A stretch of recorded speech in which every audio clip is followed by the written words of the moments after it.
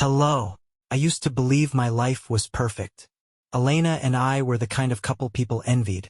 Her beauty, my success, our spacious house in a quiet suburban neighborhood. Even the smallest details, like the way she'd smile when she watered her plants or the sparkle in her eyes when she talked about her latest art exhibit, felt like they belonged to a life too good to be true. We met 10 years ago at a charity gala. I was just starting out in tech, fresh-faced and ambitious. She was already making waves in the art world, her confidence magnetic. Our connection was instant, electric. We were married within a year, and while the years since brought challenges, I never doubted we were stronger together. Until recently, at least. It started subtly. Elena's late nights at the gallery became more frequent, her phone more closely guarded. She'd laugh a little too hard at text messages, her fingers dancing across the screen with an urgency I hadn't seen before. When I asked her what was so funny, her answers were vague. Just work stuff, she'd say, brushing it off with a dismissive smile. I wanted to believe her. I needed to believe her. After all, trust was the foundation of our marriage, wasn't it? But doubt has a way of creeping in, seeping into the cracks of even the strongest bonds. One night, as she slept soundly beside me, her phone buzzed. It was well past midnight. The notification glowed faintly in the darkness, and despite every instinct telling me not to, I picked it up. The message was from Marcus, my oldest friend. Can't stop thinking about tonight. When can we do it again? The words hit me like a punch to the gut. My stomach twisted, my hands trembled, and for a moment, I couldn't breathe. I put the phone back on her nightstand, careful not to wake her, and lay there staring at the ceiling, my mind racing. The facade had cracked, and there was no going back. The next morning, I woke up early, though I hadn't slept. Elena lay next to me, her hair sprawled across the pillow, looking serene. I stared at her for what felt like hours, trying to reconcile the woman I loved with the message I'd read. Marcus had been my friend for years, since college. He was charming, the kind of guy who could walk into a room and own it without trying. People gravitated to him, including Elena when they first met. I remember teasing him about how much she seemed to laugh at his jokes. But I trusted him. I trusted her. Over breakfast, he watched it here closely. She sipped her coffee, flipping through emails on her laptop like nothing had changed. Maybe it hadn't for her. Maybe she thought she'd covered her tracks well enough. Anything exciting at the gallery today? I asked casually, testing the waters. She looked up, her expression calm. Just the usual. I might have to stay late again, though. We're finalizing the new exhibit. There it was again, late nights. I nodded, pretending to accept it. You're working so hard lately. Don't overdo it. Okay? Her smile was warm but brief. I'll be fine. Don't worry about me. I wanted to scream, to demand answers. But I knew better than to confront her without proof. She'd deny it, twist the narrative, maybe even make me feel like I was crazy for suspecting anything. No, I needed more. I decided to start small. I checked her phone the next time she left it unattended, but she'd deleted the message from Marcus.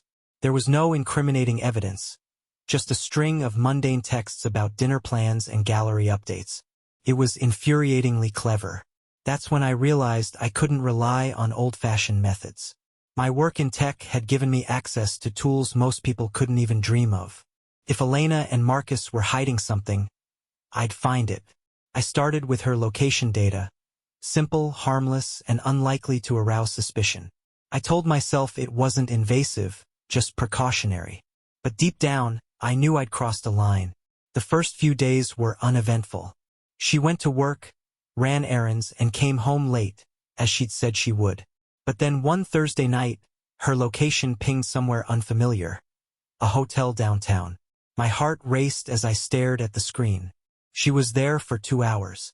When she came home that night, she greeted me with the same casual smile she always did. "Long day," she said, slipping off her heels and kissing me on the cheek.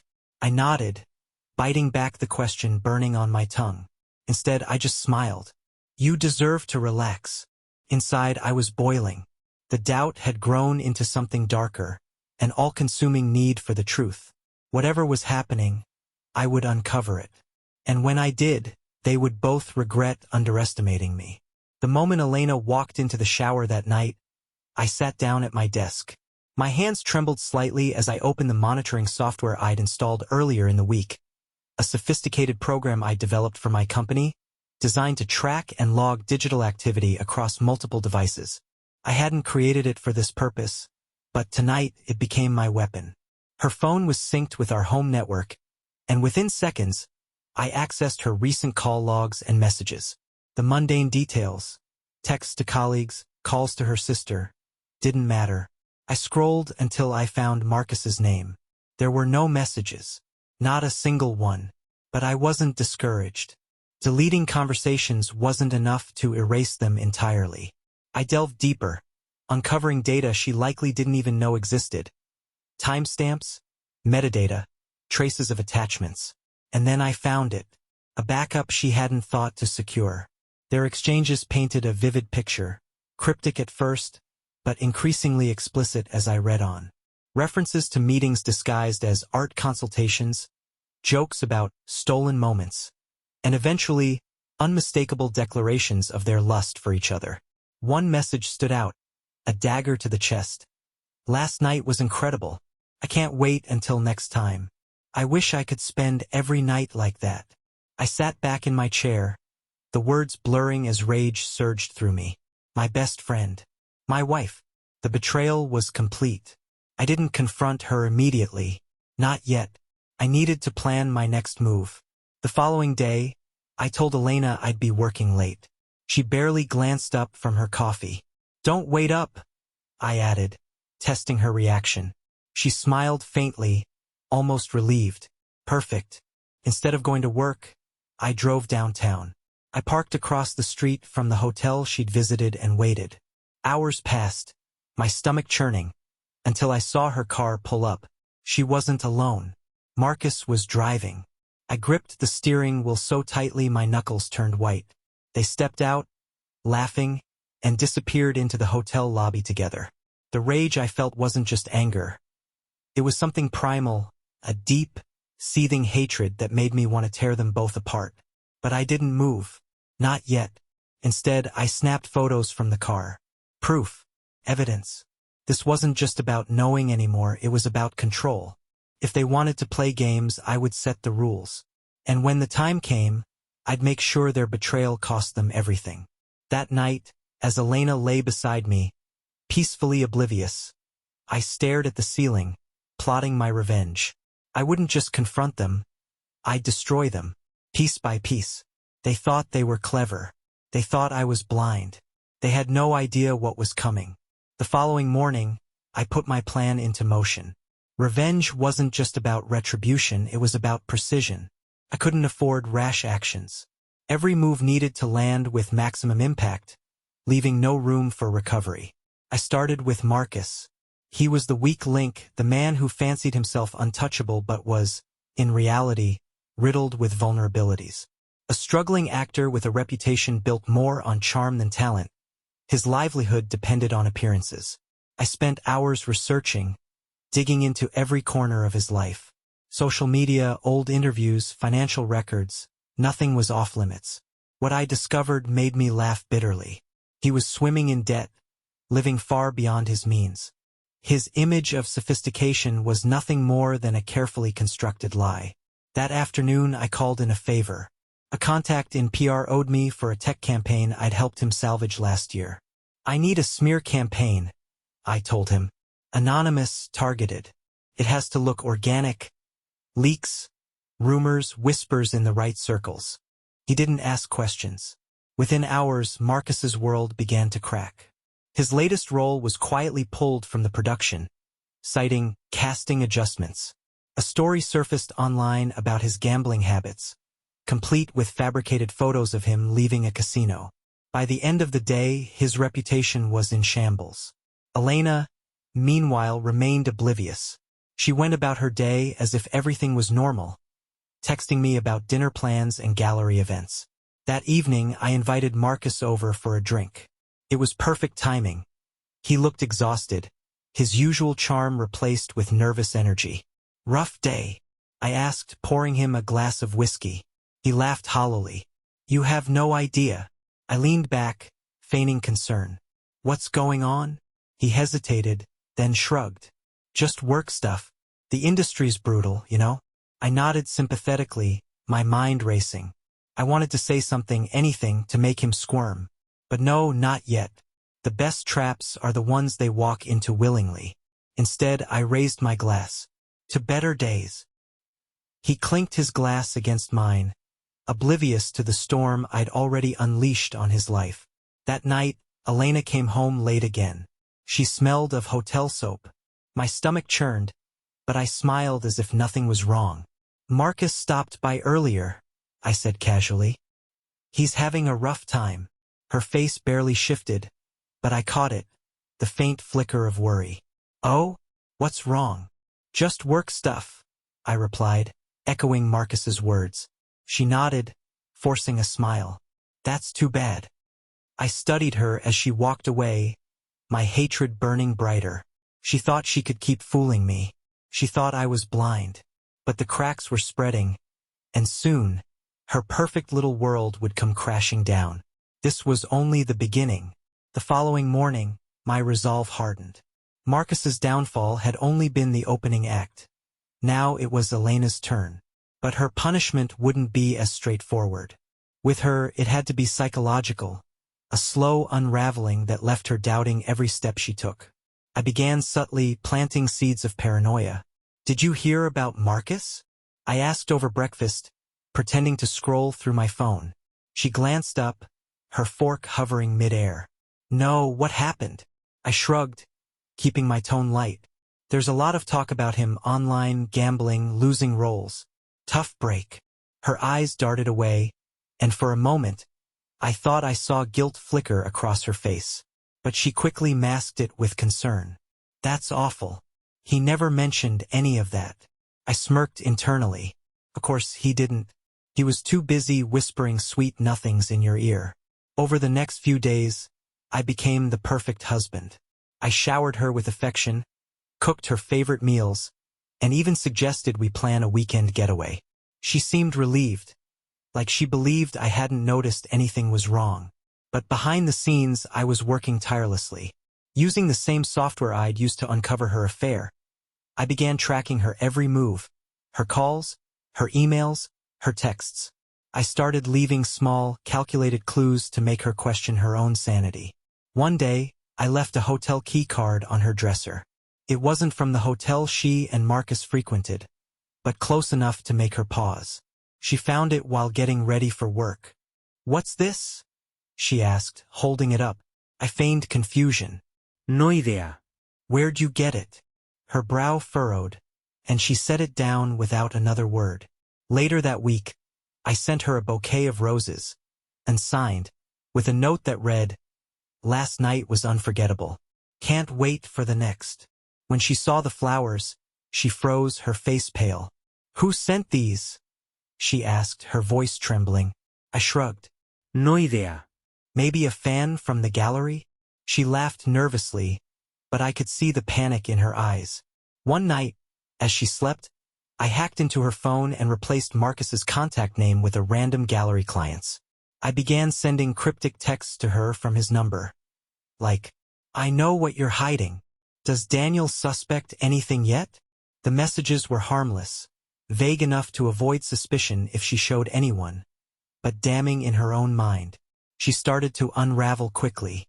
She became jumpy, flinching whenever her phone buzzed. She'd glance over her shoulder constantly, her expression distant. Are you okay? I asked one night as we lay in bed. She forced a smile, her hand gripping the sheets tightly. Yeah, just tired. Work's been stressful. I nodded, pretending to believe her. But I knew the truth. She was trapped, caught in an invisible prison I'd carefully constructed around her. And I was just getting started. Elena's paranoia was growing. Her once confident demeanor now felt fragile. Every word she spoke laced with unease. I watched her crumble in real time, each day another step closer to the edge. At home, she became distant, her attention darting between her phone and the windows as if expecting someone to burst in. At work, she began staying late for reasons she no longer explained. I knew she wasn't with Marcus. His world was still in chaos. His name dragged through every corner of the industry. But I wanted to know what she was doing. One evening, when she left for work, I followed her. I stayed a safe distance behind, my car blending into traffic. She drove downtown, parking near an upscale cafe. From there, she walked inside, looking around nervously before sitting at a corner table. She wasn't meeting Marcus. She was meeting someone else, a woman I didn't recognize. I parked and entered the cafe, staying far enough away to remain unnoticed. I couldn't hear their conversation, but Elena's body language was telling. She leaned forward, gesturing anxiously, her face pale. The woman across from her nodded, her expression serious. When Elena handed her an envelope, my chest tightened. Cash? A confession letter? My mind raced with possibilities. The woman stood, shook Elena's hand, and left. I waited until Elena left too, then approached the barista. "Excuse me," I said, sliding a bill across the counter. "The woman who just left. What did she order?" The barista hesitated before glancing at the register. "Just a latte." "Why?" I forced a smile. "She's my wife. I forgot to ask if she wanted dessert." That night, Elena barely spoke during dinner. Her hands trembled as she poured herself a glass of wine, her eyes darting to her phone every few minutes. "Everything okay?" I asked, feigning concern. She nodded quickly. "Yeah, just a lot on my mind." I wanted to push her, to corner her into confessing whatever she was hiding. But I held back. Letting her unravel on her own was far more satisfying. The next day, I decided to escalate my plan. Using the surveillance tools I'd already set up, I intercepted her email account and sent Marcus a message pretending to be her. "We need to talk. Urgent. Meet me at the park tomorrow, 8 p.m. Then I sent Elena a similar message from Marcus's email. "We can't keep avoiding this. Meet me at the park tomorrow, 8 p.m. I knew they would both show up, their guilt dragging them like puppets on strings. And I would be there, watching from the shadows, ready to pull those strings tighter. The noose was tightening, and soon, there would be nowhere left for them to run. The next evening, I parked my car a safe distance from the park and waited. The area was quiet, dimly lit by a few flickering street lamps. It was the perfect stage for the next act of my plan. At 7:50 p.m., Marcus arrived first. He paced nervously by the fountain, glancing at his phone every few seconds. He looked worse than the last time I saw him, disheveled, defeated. I smirked. It was almost too easy. At exactly 8 p.m., Elena appeared. She looked around cautiously before spotting Marcus. Her pace quickened as she approached him, her face a mixture of confusion and panic. I stayed hidden, watching as their conversation began. I had placed a discreet microphone near the fountain earlier, allowing me to hear every word through an app on my phone. "Why did you call me here?" Elena asked, her voice sharp but low. "I didn't," Marcus replied, equally confused. "You're the one who messaged me." Elena froze. "What are you talking about? You emailed me." Realization dawned on both of them. Marcus's face hardened. "This has to be Daniel." Elena's breath hitched. "He knows." Marcus ran a hand through his hair. "He's playing with us." "Jesus, Elena, how could you let this happen?" "Me?" she hissed. "You were just as reckless. I thought we were careful." I watched them argue, their voices rising as their guilt and fear consumed them. It was a beautiful unraveling, a symphony of betrayal. Finally, Marcus grabbed her arm. "We need to get ahead of this. If he knows, he could ruin both of us." Elena pulled away, her voice trembling. "What do we do?" "Let me think," Marcus said, his tone desperate. "We'll figure it out." I let them stew for a while, enjoying their panic. Then, just as they were about to leave, I stepped out of the shadows. "Going somewhere?" I asked, my voice cold and steady. They froze, their faces draining of color as they turned to face me. "Daniel," Elena stammered, her eyes wide. "This isn't what it looks like." "Don't," I interrupted sharply. I've heard enough.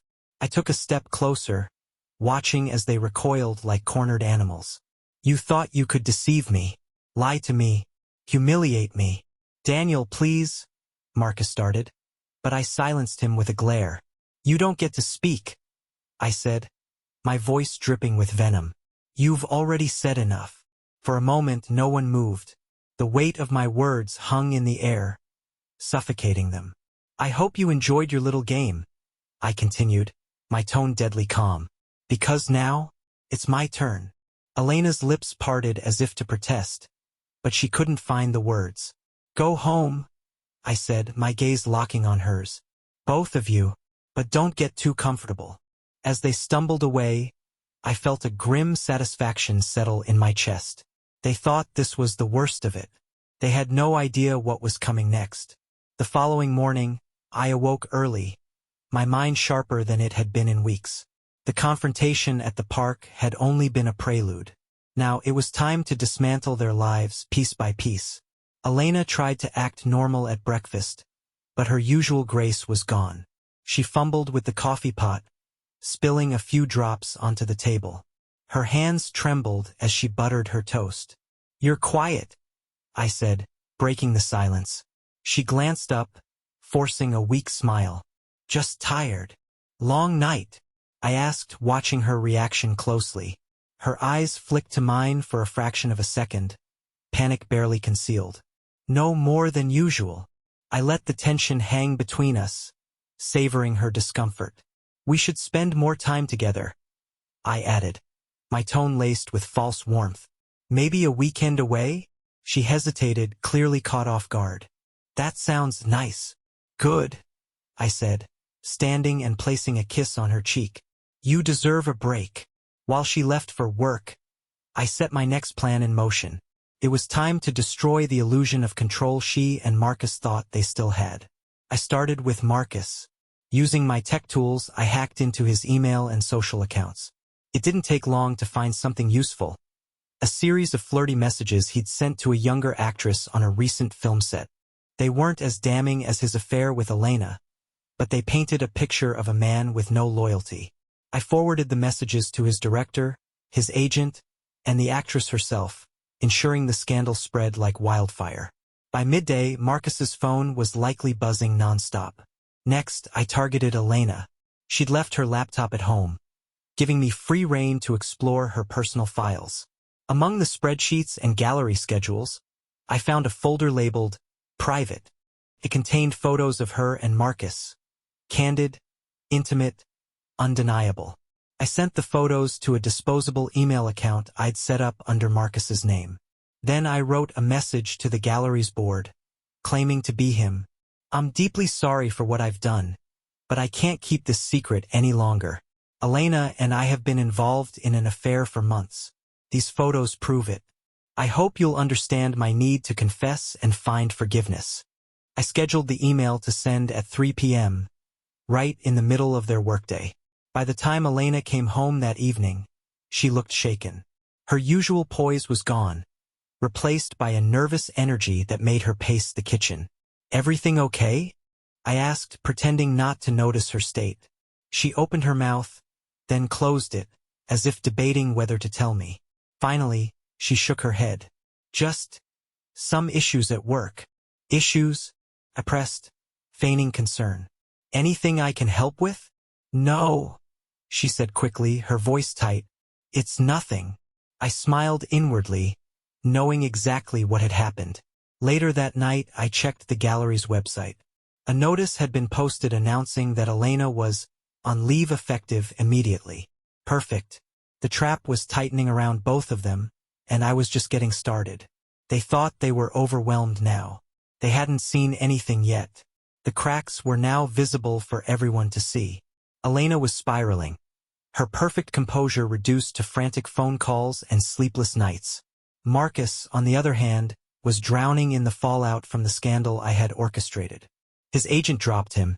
His bank account was frozen due to fraudulent activity I anonymously reported, and whispers about his inappropriate behavior on set spread through his industry like wildfire. I watched it all unfold with a grim satisfaction. They deserve this and more. That evening, Elena sat on the couch, her phone clutched tightly in her hand. She had barely touched her dinner, her eyes darting nervously toward me every so often. "You're quiet these days," I said, taking a sip of wine. "Everything okay?" She hesitated, her lips parting as if she wanted to tell me something. But then she closed them again and shook her head. "Just stressed." "Work?" She nodded, looking down at her hands. "Something like that." I leaned back in my chair, swirling my wine. "You can always tell me, you know. We're in this together." Her head snapped up, her eyes wide with guilt. For a moment, I thought she might crack, spill everything, and beg for forgiveness. But instead, she forced a weak smile. "I know." The next day, I made my move to accelerate their downfall. I paid a visit to Marcus's apartment while he was out, using a spare key I'd borrowed months ago. Inside, I left a few incriminating items: a pair of Elena's earrings, one of her scarves, and a torn photograph of the two of them. I made sure it looked careless, as if he'd been keeping trophies of their affair. Then I called Elena from an unknown number, using a voice modulation app to sound like Marcus. "I can't do this anymore," I said in a panicked tone. "Daniel knows. He's coming for both of us." Elena's voice shook on the other end. "What do you mean he knows? Did you tell him?" "No," I snapped. "But he's watching. I think he's been in my apartment. Things are missing, your earrings, that scarf you left last time. He's setting us up." There was silence, then a shaky breath. "What do we do?" "I don't know," I said. "But you need to leave before he does something crazy." Before she could respond, I hung up. When Elena came home that evening, she was a wreck. Her eyes were red, her hands trembling as she set her bag on the counter. "You look terrible," I said, feigning concern. "What happened?" "Nothing," she mumbled, avoiding my gaze. I stepped closer, placing a hand on her shoulder. "Are you sure? You can talk to me." She flinched at my touch, her body tense. I need some space." "Of course," I said, stepping back. "Whatever you need." As she retreated to the bedroom, I couldn't help but smile. The walls were closing in on her, and she had no idea how much tighter they were about to get. That night, I sent an anonymous tip to the police, reporting suspicious activity at Marcus's apartment. When they arrived and found the staged evidence I'd left behind, it wouldn't take long for them to draw the obvious conclusions. By morning, their perfect little affair would be in ruins, and I would be one step closer to finishing what I started. By the following morning, the chaos I had sown had fully bloomed. News reached Marcus first. The police had visited his apartment at dawn, confiscating the evidence I had planted. By midday, word of his supposed obsession with Elena was spreading within his circles, fueled by anonymous emails I had carefully distributed to his colleagues and mutual acquaintances. Elena was next.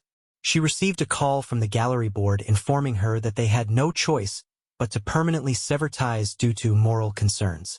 Her career, her reputation, everything she had built was crumbling before her eyes. When I came home that evening, I found her sitting in the dark, a glass of wine trembling in her hand. "Rough day?" I asked, flipping on the lights. She looked up at me, her face pale and drawn. "You know, don't you?" I didn't respond right away. Instead, I sat across from her, letting the silence stretch until it became unbearable. "I've known for weeks," I finally said, my voice cold and steady. She flinched, as if my words were a physical blow. "Daniel, I can explain." "Explain," I interrupted, leaning forward. "Explain how you and Marcus betrayed me, lied to me, turned me into a fool in my own home." Tears welled up in her eyes, but I felt no pity. It wasn't supposed to happen," she whispered. "But it did," I snapped. "And now you're going to face the consequences." Her breath hitched, her hands clutching the edge of the table. "What do you mean?" I leaned back, my expression icy. "Do you think Marcus's career falling apart was an accident? Or that the police just happened to show up at his apartment this morning?" Her eyes widened, realization dawning on her face. "You You did this? I warned you, I said, my voice low and dangerous. At the park, I told you it was my turn. Did you think that was an idle threat? She stood abruptly, the chair scraping against the floor. You're insane, she said, her voice shaking. No, he replied calmly. I'm just giving you what you deserve. As she stormed out of the room, I felt a grim satisfaction settle over me. This was what she had chosen, the lies, the betrayal, the ruin. And I wasn't done yet. The game was far from over, and I still held all the cards. Elena avoided me for the next few days, retreating into the bedroom or leaving the house without explanation. I didn't stop her. I wanted her to feel the weight of her crumbling life. Every step she took was under my watchful eye, though she didn't know it. Her phone was still synced to my software.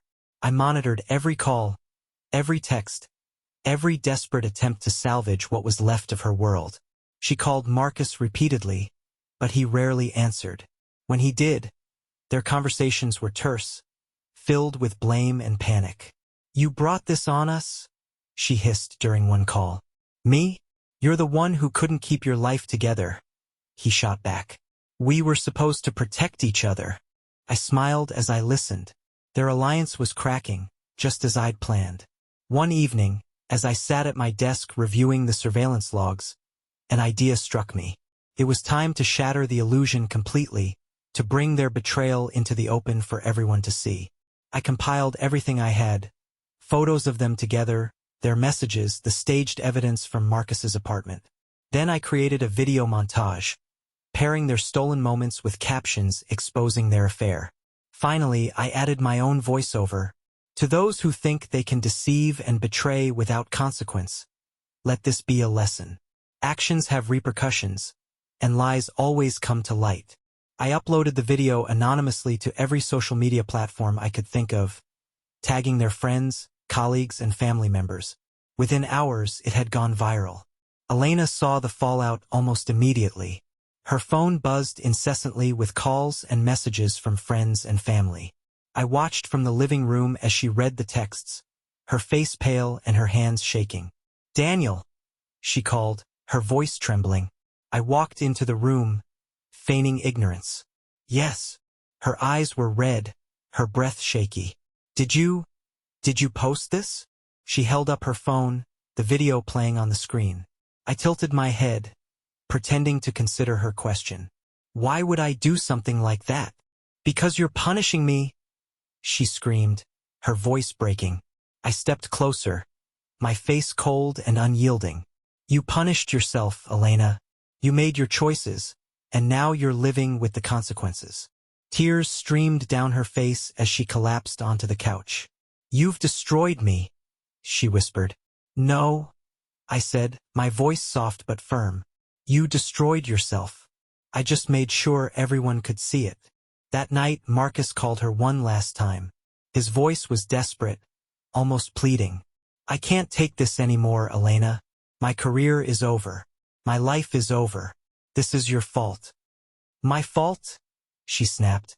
You're the one who dragged me into this. The call ended with him cursing her name, and I couldn't help but smile. They were turning on each other, just as I'd predicted. They thought they could betray me and escape unscathed. They were wrong. Elena stayed in bed the next day, barely moving. Her phone buzzed nonstop, but she didn't answer. The video had done its job. Friends stopped reaching out, and her family sent her cold, disapproving messages. By the evening, she finally spoke. How could you humiliate me like that? I looked at her, calm and unbothered. You humiliated me first. I just gave you a taste of what you did. Her tears didn't move me. She was trapped, isolated, with nowhere to turn. Exactly where I wanted her. Marcus, too, was unraveling. I intercepted another call between them. Elena, I'm leaving town. I can't deal with this anymore. You're abandoning me? She screamed. We're finished, Elena. I can't afford to have you dragging me down any further. With that, he hung up. She was alone, and she knew it. Elena's composure finally shattered. That night, she confronted me, her voice hoarse from crying. Daniel, I'm sorry, she pleaded. I made a mistake. Please, let's fix this. Især det her, må ved. A mistake? No, Elena. A mistake is forgetting an anniversary. What you did was calculated. She collapsed onto the floor, sobbing. I'll do anything. Just stop this. I crouched down, looking her in the eye. You're already living your punishment. There's nothing left to stop. Her tears flowed harder, and for the first time, I saw true despair in her eyes. It was satisfying and utterly empty. The next morning, Elena was a shadow of herself. She sat at the kitchen table, staring at her untouched coffee. What do you want from me, Daniel? She asked quietly, her voice hollow. I placed a document in front of her. It was a divorce agreement, ironclad and leaving her with nothing but the clothes on her back. You sign this, I said coldly, and I let you walk away with your dignity, what little is left of it. Her hands trembled as she picked up the pen. You're really going to throw away everything we built? I leaned in, my voice low and venomous. You already did that. With a shaky hand, she signed the papers. As she handed them back, her gaze met mine, filled with a mixture of regret and hatred. You've destroyed me, she whispered. No, I said, standing up. I've freed myself. The day Elena left, the house felt eerily quiet. She packed a single suitcase, her movements slow and mechanical. She didn't say goodbye, and neither did I. As I watched her walk out the door, I felt no joy, no triumph, just an empty stillness. She had taken the best years of my life and crushed them underfoot. Now I had taken hers. Marcus wasn't spared either. With his reputation in ruins, he left town, disappearing into obscurity. I heard rumors of him working odd jobs, struggling to make ends meet. Months passed. The scars of their betrayal remained, but I began to rebuild. The house, once tainted by memories of them, became a symbol of my survival. I never looked back. They thought they could betray me and escape unscathed. They were wrong. Bye-bye.